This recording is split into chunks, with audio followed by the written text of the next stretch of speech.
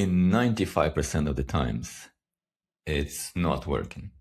And it's like, it requires a lot of me falling on my face to show that, it's okay to try. But the 5% of the time when it does work, that's all you need, because those 5% means that you are 5% productive next week and the next week and the next week. And then so it compounds that way.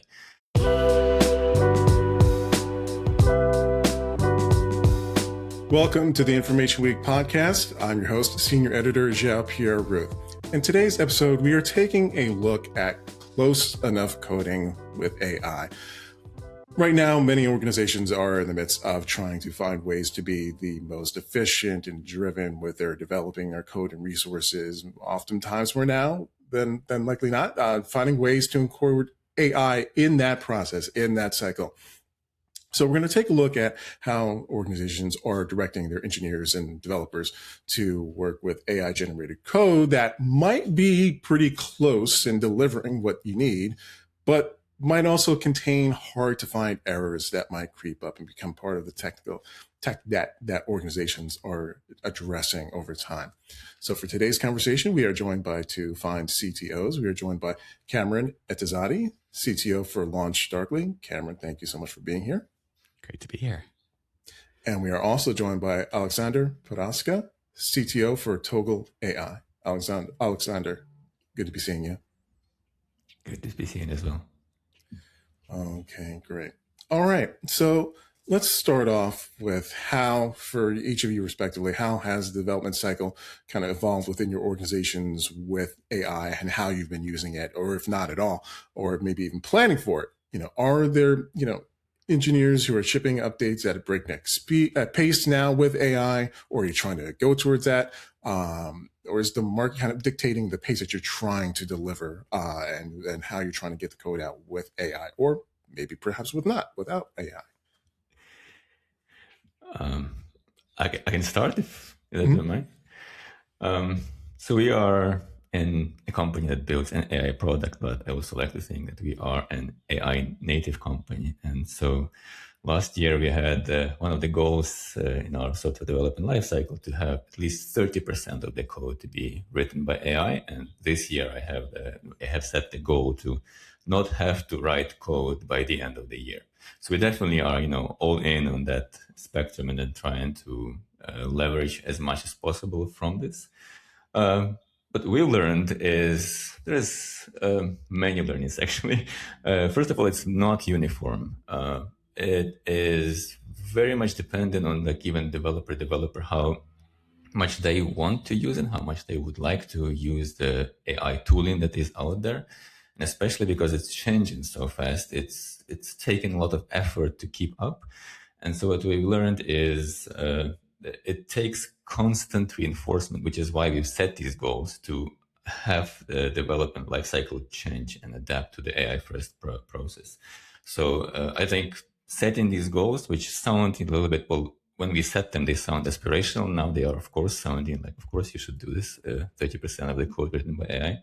So setting these goals is important. What we've found out since, especially December, when the capabilities exploded, is that more and more stuff became possible, but we've noticed, because we have this goal to not have to write code by the end of the year, is that we've started writing very different code than we used to. What we primarily write now is a lot of harness, a lot of tooling, so that we can trust AI agents now. So we are focused on writing tooling and agents focused on writing code, which is a bit of a change. And then that's like a mental difference. And it also becomes a question, I think maybe that's what we will keep on discussing. How do we change the software development lifecycle in general? For us, it meant that we want to not have to write code. So that what would it take? A lot of tooling, a lot of feature flags, a lot of thinking how to deploy this to production. A lot of that is becoming much more important than it used to be. And now the review process changes. Everything is changing. So like the scale of change is unprecedented. And for us also, it's like super exciting because we are also going from the startup phase to a scale up phase. So, we're move fast and break things to, oh, we have a lot of enterprise customers. We cannot just move fast and break things, yet we want to deploy as fast as we used to. So that's where we are right now. And I'm happy to go into any of these directions. I just wanted to set the stage from where we are right now. Gotcha. Cameron, how's it going in your shop? I mean, I've been doing this for 30 years, JP, and I have never run on the hamster wheel this fast in my entire life. It's terrifyingly fast, and I love every minute of it. It's why I do this job. We are at a phenomenal pace. Our token consumption is on an exponential growth path. We're doing projects that I would have, as a CTO, said this is an 18-month project, a 2-year project in 8 weeks. And it's incredible. Like, it's liberating. We have hundreds of agents, and the adoption, the viral groundswell under the covers among the engineering staff is incredible. They share skills, they share agents. What's really impressed me is the non-engineering staff and their adoption of it, the co-work adoption, previously the GPTs that they were using, the need to build workflows with these tools. All of our teams are iterating faster and continuously. Our product, that we work on and we build, we're very much dogfooding our own product because it's about, to Alex's point, controlling this life cycle. Feature flags, experimentation, observability, and then being able to iterate on that process and come back and close the loop very, very rapidly. We spin, in some cases, 4, 5, 6 times a day on some of our largest pieces of code completely, one shots, really interesting rewrites of things.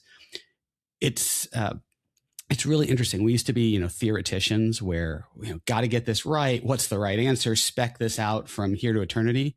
And now we're all experimentalists. Let's hold it in our hand. Let's play with this.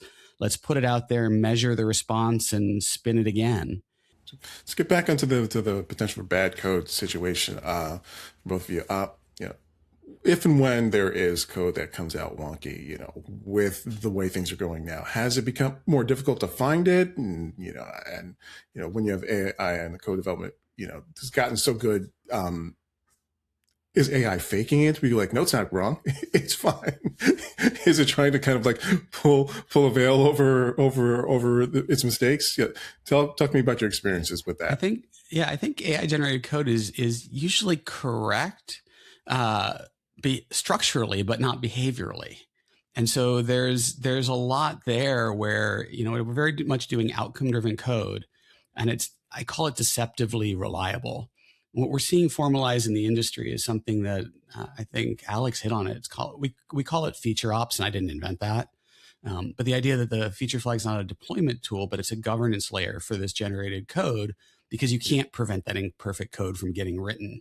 What you can do is sort of prevent its damage or control its blast radius in a lot of ways. Most of the problems that I see are really edge cases, integrations, unexpected user flows, the type of things we used to, test for, where that human in the loop, would catch those edge cases. You used to have testers or users or feedback. AI is not really good at that yet. It's really less about catching those obvious bugs and more about understanding the real world implications. I'll be the first to admit too that we use tools to debug the tools all the time.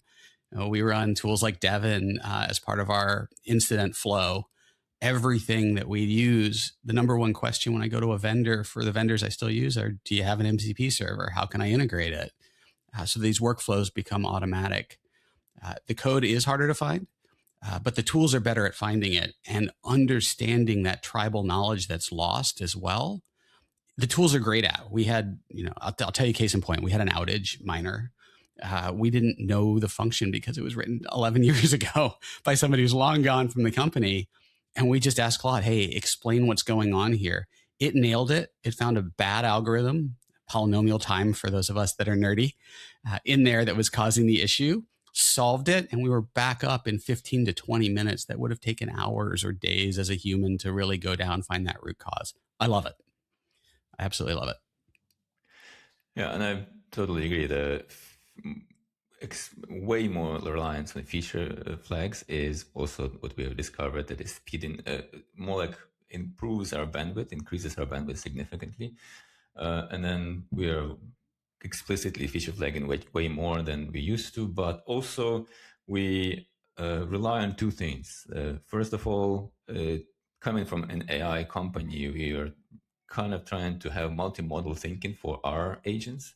So yes, maybe there is an AI that's writing code, but if you have a different AI that is very different from a different place to review that code, that also improves your likelihood that you will find something.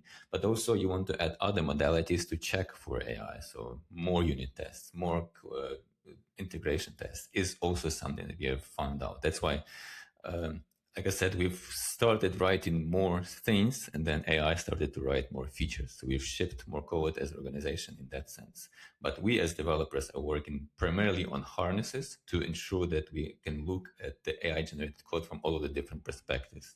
One more question on this. So have your teams, your engineers, your developers, have they expressed anything about like how they felt their skills changing, evolving with their approach to coding, with the introduction of AI, and along with that, are they saying that they're having any challenges, or is it easier to realize if and when AI, being involved in coding needs to be corrected? I think this is a tricky one for me specifically, because I feel like I'm a bit of an internal champion. Yes, let's go and implement more AI processes to the point where in 95% of the times, it's not working. And it's like, it requires a lot of me falling on my face to show that, it's okay to try. But the 5% of the time when it does work, that's all you need, because those 5% means that you are 5% productive next week and the next week and the next week. And then so it compounds that way. So what we found out is that there is a bit of a resistance to try and fail in that sense, because the smartest people who we have, and I like to think most of the people who we have are smarter than I, they definitely can write better code than AI would write, and maybe faster. So their incentive for them to try is not necessarily there, other than just to play around. But when you're building enterprise software, you don't want to play around. You just want to implement this properly. I agree with you 100%. I think what's really interesting to me, there are two things really. Number one, accountability doesn't change. You can't fire an AI. I can fire a human, and I mean that kindly. But the truth is, the engineering leader, the engineer, him or herself, owns what ships.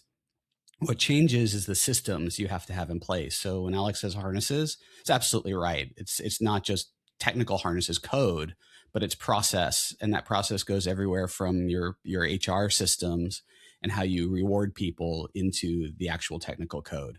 We're looking at, in our hiring process, we're now looking at people's use of AI.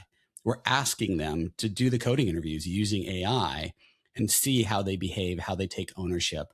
They're spending a lot less time writing code and a lot more time reviewing and validating it. And so if you're a fan of Eli Goldratt, and I am, like, we've moved the bottleneck in the process, and it's now downstream in that review and operational stuff. There's a running, I call it a joke, it's a meme, right? Software's free now. Software isn't free. The code part of it's a lot cheaper. But the operationalization, the day two parts, those things still cost a lot. And the agents aren't very good there. And maybe they'll get there, maybe they won't. We haven't removed the cost from that whole life cycle yet. What I do see is a deep shift in skills towards systems thinking and judgment. So I'm very much a systems thinker. This is just the way my brain processes things. So I like to look holistically at the picture, break it down. Everybody's now a product manager, and every product manager is now an engineer. And I think that's also really exciting for me, for watching how it blends and how people grow and stretch themselves. You can't lock yourself in the back room anymore as a introverted engineer who just likes to turn Mountain Dew and Doritos into code, which is how I started. Right? It was a diet Mountain Dew, but we turned it into code overnight. That doesn't work anymore. It's, if anything, everything is more collaborative than it's ever been. People shifting, sharing agents, shifting how they prompt things, sharing best practices. Our skills library has exploded, as has our MCP servers. We've actually had to split our MCP server down just because of limits inherently in how many of the frameworks use them, because we've come up with so many functions that are so usable and so useful for us. It's great, but it's a whole different set of learning. It used to be, how do I learn the language? how do I find the best implementation patterns? And that's not what it is at all anymore. It's how do I get to the right outcome, and how do I generate what our customers want? Yeah. Maybe a small kind of riff on that. I think software definitely is not free. Intelligence is becoming cheaper. What I think is still remaining is what is ultimately still only human is cognition, which I think is a bit different coming from an AI company than intelligence. And in that sense, that has already been studied, I think, pretty well enough. There is a cognitive science, then there is different school of thought there. And what we're trying to do is we're trying to see how cognitive science tells us it makes sense to pay attention. So that people talk about taste, but I think it's very hard for engineers to give up the intelligence part of this. Yes, AI can write smarter, better algorithms than I do, but it cannot pay attention to the right things that I know that I have to pay attention. You can call it taste, you can call it cognition. That's what we're trying to optimize for. And that's surprisingly more like social skill than it was previously. I always thought programming is more a social sport than not, and I think it's still that, but it's way more that. You cannot be just like in your cave doing some crazy stuff anymore. You have to constantly socialize it. It's extended, it's embedded into your organization, so you have to constantly be in contact with other humans. There is an interesting perception gap there too. A lot of folks who think they're faster are actually going slower. There's more rework in a lot of cases. There's a lot lower comprehension. There's a study I read from Anthropic. Their own developers actually scored 17% lower on a comprehension test when they were building it with AI than doing it manually. And so one of the things we're looking at is how do we close that gap? How do we get people as confident in what they're putting out there as they were before this, and maintain the quality bar? Because faster doesn't mean better. It just gives you a different perspective on the problem. Speaking of whether or not faster, whether or not that means better, pulled out the Ninja Turtles screen for those who are listening in. That means it is now time for Questionable Ideas, my favorite part of the show, which is our tabletop exercise where our panelists will be put through a series of scenarios as interim executives with a fictional company known as Questionable Ideas. These scenarios are intentionally over the top, but they do relate to today's topic. Our panelists have not seen the scenarios in advance, and they are not responsible for the presence of goblins, kobolds, and gremlins here. That is entirely my fault. Okay, so once again, to lay out the ground rules for the both of you. You will be both essentially co-CTOs, interim CTOs for Questionable Ideas with the same kinds of power and authority that you would expect to have in your role. And you will then just have to, collaborate and figure out ways to deal with what you're going to be confronted with. Now, again, for reference sake, the goblins represent the faster paced, newer thinking, literally do things fast. Don't worry about whether or not it breaks. It's new. It's shiny. Let's just jam with it now. Kobolds, they are in the back room with Mountain Dew coding. They are those, old school thinking. This is the way we do it. Why are you bothering me? Get out of my vaults. Leave me alone. Kind of old school thinking. And the gremlins represent absolute chaos because they will look at something and say, why not? Let's just throw that in the mix and see what happens. Whether or not it's beneficial, I don't know, but it's different. We'll see what's going on. Okay. So Cameron, Oleksandr, are you ready? I'm ready. Yeah. Okay. This is exciting. All right. Scenario 1. Questionable Ideas has encouraged AI-supported coding among the professional engineers and developers, as well as across the entire staff. The goblins have started a work group, the HAL 9000 Hackers, to foster AI-supported coding. But you start to see a rise in issues and errors. First, they're minor issues, updates that shifted the color of branding on an app, but that quickly escalated to data being deleted or being misdirected. The goblins point out that the speed of delivery has increased, and only a few customers have complained about broken features so far. But in-house, there is talk that the AI is actively hiding its mistakes, and it's just a matter of time before something critical breaks. How do you course correct with all the stakeholders, including the CEO, who keeps pushing for speed of delivery through AI above all else. This is a real scenario. This is I wish it were over the top and theoretical, JP, but you talking about my workday here. The goblins are great. The goblins are great. The early adopters are the ones who are going to lead your organization, right? They're gonna blaze the path, and it's not always going to be smooth. But we all know this is where we have to go at some level. So my approach to this, in truth, and this is what we have done in a similar scenario, is in that scaffolding, that harness, those frameworks, we do things like force feature flags in there for every PR. That's auto-generated. That's part of the checks. We can go and control the development and release pipeline and put those checks in there using our own AI, using those skills. So I'm very much a fan of guardrails over mandates. And so putting those guardrails in to keep people on the track, shipping the right way, that's important. The feature flags that we put in there, those are the quick rollbacks for this. Things going through, any kind of version management system, they allow for eventual rollbacks. The data deletions, that's a little dangerous. That's a permissioning problem. Like we can go through and fix that structurally, which tells me I've got infrastructure issues and I need to go find my infrastructure team and figure out why somebody doesn't have, a minimum permission set on that. Yeah. I sometimes feel like I would be a founder of questionable ideas, but even here, this is probably not in that direction. I think this is like AI is nothing new here. It's any innovation really that is happening in software development, and so AI is probably just one of the similar adoption trends that in this distinction that we can think about. I think because it's not new, it's nothing new for software. I would treat it as a general innovation management problem. So it's like, how do you control the blast radius? There are some things of your organization that have to be really rigid. You cannot break some things. They have to be like top-notch enterprise grade. Some things probably can be more fluid. It's about constantly finding the balance where you can afford, to go a little bit rogue and then give AI a little bit more permissions. Of course, that's kind of in practice means what Cameron mentioned. Like you should never give AI right access to your database. That's just silly. But that's something you have to set up as an organization and have places where you can have goblins, have all of those profiles in your organization. And it's nothing new with AI, I feel like.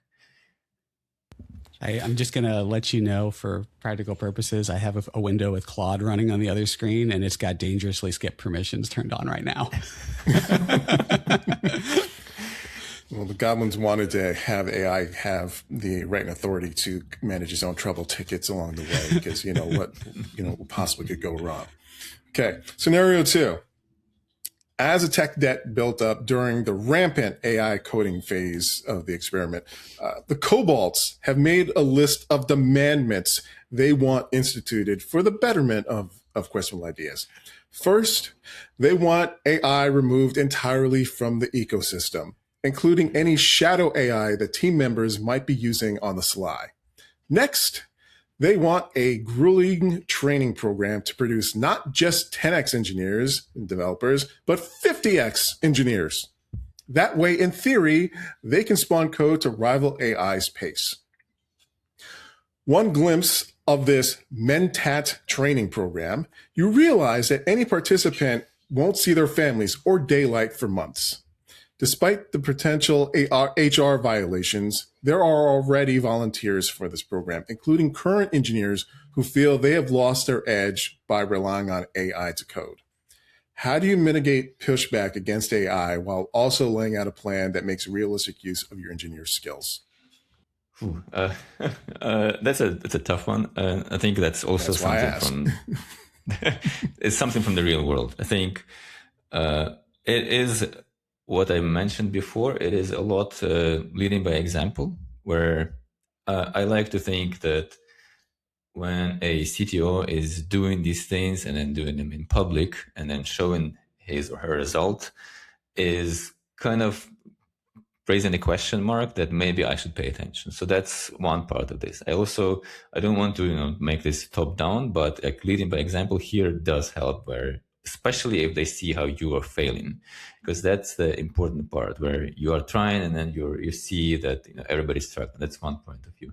And second one is more like trying to understand what is the concern, and it's probably more like a human aspect of this. Why is there such a pushback? If it's something about like the quality, then what else we can do about the quality? So like if the concern was, as I understand, that the quality of the product is deteriorating because of a lot of AI code being pushed there, then what would it take for you as a person who is opposing AI to trust it? And let's do it.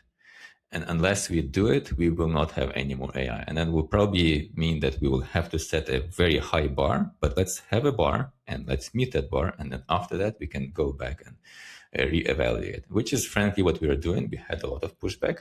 And so, okay, let's try to get there. And that's a very high bar. But if we get that bar, then we can reassess. I think that's really great. I come back to the guardrails that I mentioned earlier, which is we got to put them in place. I don't think it's realistic to say no AI. Like that ship has sailed. And so I look at my organization in a group of three, not necessarily like you did with goblins and gremlins as well. But I look at them as the early adopters who will carry us forward. I look at it as sort of the big middle, for lack of terms, who will come along when shown the way. And I think that's a lot of what Alex is getting at too, which is let's show them the way. Let's be very egalitarian as a leader and demonstrate this hands-on with our folks. And then the laggards. And the laggards will eventually self-select out or come along. And I think those groups map into a matrix of the folks you've got here. With the backroom old school folks, you can't pause like that. So I look at two things. Culturally, we're a Western company. In fact, we're Silicon Valley. So our impetus is to go fast. I'm not pushing my people to 996 yet, like the Chinese companies, but I think that egalitarian approach of being very hands-on, demonstrating, showing by example works very, very well in those type of cultural situations. May not work everywhere, but it definitely works here. I think that's great. The second thing is, I believe in training opportunities and growth, because training is growth and not everybody learns through the same set of mechanisms. I tend to be a hands-on learner and I tend to like to read. Some people like visual demonstrations. Some people like to play with it. Whatever it takes, I'm committed as a leader to individualizing as much as possible the instruction and the mentoring that I give and that my organizations give. I do a couple of things. I tell my leaders in the organization, one of their goals that they're graded on is their people growth. One of the most important things that they can do is develop the folks that are working for them and make sure that they're achieving their full potential. And then the second thing I like to do is make sure that I set goals that will be very difficult for them to achieve without using the tools, whether it's speed, performance, outcomes. Those OKRs are predefined by me in a lot of ways to get to the point where it is impossible to achieve without adoption. And that will bring people along. So it's a carrot and a stick. Yeah. I would like to maybe add that it's really about giving people enough context. So in this case, the context is you as a CTO, you have this context and you have, let's say, two people who report to you, and then one is all in AI and then one is very anti-AI. And so to the person who is anti-AI, you also have to communicate. This is your context. There's another person who is doing all it takes to do it with AI. Maybe they will not succeed, but what if they do? What decision would I make as a CTO? Make your judgment based on that. And that's like giving enough context to people to make this judgment is what I would opt out for. Because these absolutist solutions do not ever work out in my experience. Well, the Kobolds are disappointed that you have not bought into their interpretation of Frank Herbert's Dune, supporting their Mentat training program. That's what it was. Yes. Totally did not Where are the sandworms when you need them? They're coming. They're coming. The Kobolds have got them on speed now. Okay. All right. Last scenario. The Gremlins have come to you with a plan to help resolve the tensions across the teams between the kobolds and the goblins. They say questionable ideas should use one AI to handle all the coding and another AI to stress test the code for errors and vulnerabilities. To make sure the AIs don't collaborate to gaslight the company to hide errors, they got these AI models off the back of a truck from sources that are hostile to each other, who may be from aggressor nation states. The Gremlins also sent out a mass email early in the morning to let the entire development team to let them go, to be fired, effective immediately. Also, these AIs seem to be already in your ecosystem and they seem to be eating your data as we speak. Are there more reasonable ways to use AI for coding and to check for errors than what the Gremlins have instituted? So JT, did that email start with the phrase Leroy Jenkins? as everybody ran in? Just got to know. I'm probably dating myself with that reference, but I look at the fundamentals. You got to really distill this down. At the fundamentals, they're not wrong about using two models based on different assumptions to check one another. And so, you're really getting to the point. If you distill that down, it's a good approach to validate some of the checks and the assumptions. And we do it ourselves at places like I've been doing it. I've even been running Ollama with a Quen model on my laptop to be able to cross-check some stuff very quickly, very easily. And I think it's a great approach. I don't think it's an approach that warrants getting rid of the entire dev team, however. So so it's reasonable. It's reasonable to put these checks in there. It's not reasonable to roll it out. And I think the other part of your question is really, how do you roll this out safely, which is, how do you bring people along? How do you show them what's good about it? And how do you calm the fears, right? That plays into the worst fears of AI is going to replace a human. And the truth of it is the winners here are where AI augments the human and brings their human comprehension, context, knowledge, creativity to the next level. Yeah, I largely agree with that. So I started out that's roughly what we're doing. We're trying to do different modalities with AIs, but never has it crossed my mind that, that's it, that we should fire all the developers because we have AI writing code. If they were able to do this, to have two different AIs and be very certain that that's the right way to go, then maybe that would have been the way to go. But I just don't think it's possible in principle, because there is a fundamental misalignment with any agent that you have, with all of the context that you have as a human-centered organization. And you will never be able to relay all of the context to these agents. They will never be able to make all the decisions that humans will make. And there will always be some need for some cognition to happen within a human organization. So while in principle, I think that's the right thing to do, and the more different AIs that are cross-checking each other, the better. But if you start doing this, you will notice that they disagree so much that they cannot even agree with themselves, not let alone the human reviewers. So I just don't think that's a viable scenario even. I don't think that's possible, at least right now. I think too, to build on what Alex is saying here, it's a lot like managing humans in a way. You want to play to the strengths of each of the models and use them where appropriate. The things I do see is where the two models agree on something or point something out, it's usually something I really should pay attention to, right? Where they both pick up on it.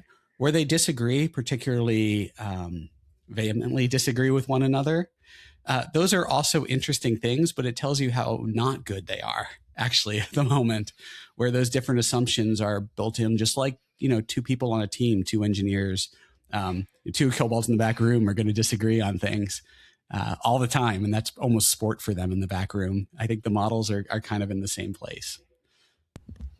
Well, in this example, the Gremlins actually did get AI models from nation states that were in armed conflict with each other, which is why the AI are so aggressively fighting each other and trying to steal your data to further their ends by proxy. Okay, great. Well, that gets us through our scenarios. So listen, Cameron, Oleksandr, I really appreciate you putting up with the shenanigans of the goblins, kobolds, and gremlins in the tabletop exercise and being part of the show today. Thank you so much for your insight. Thank you, JP. It's been a pleasure to be.